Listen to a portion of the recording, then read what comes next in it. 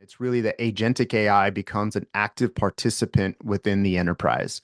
So it's not just going to be, again, we have these models with human in a loop, human in the loop, et cetera.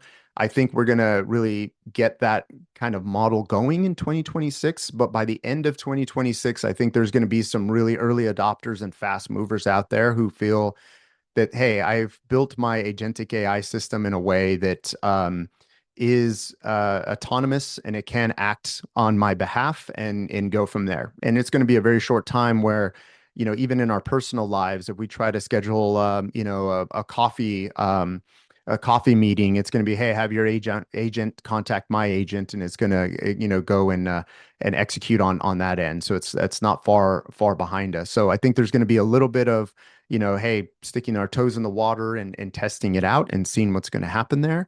But ultimately, they're going to act on our behalf across all these apps. And again, whether it's internal or external, and being able to access that data overall.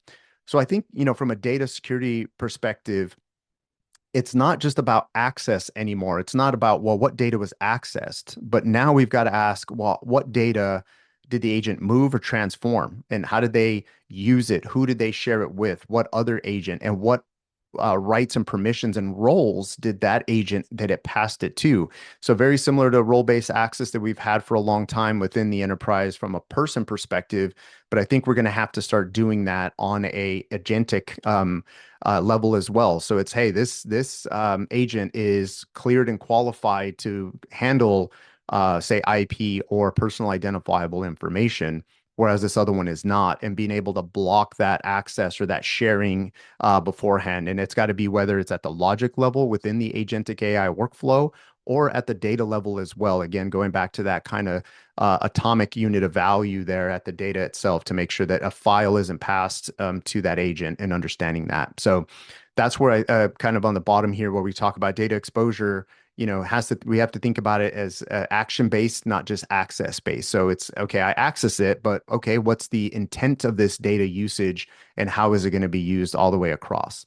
So this is a big one for me personally that the more I kind of think about and play with AI on my own kind of AI journey, again, it started, I think, very similar to others where play around with Gen AI or an LLM system, and you're like, wow, this is super cool. And then all of a sudden it's like, hey, there's these vibe coding tools. I can go build my own application. Awesome. And oh, hey, now I can have these, kind of autonomous applications start to act on my behalf, whether it's, an app or an agent.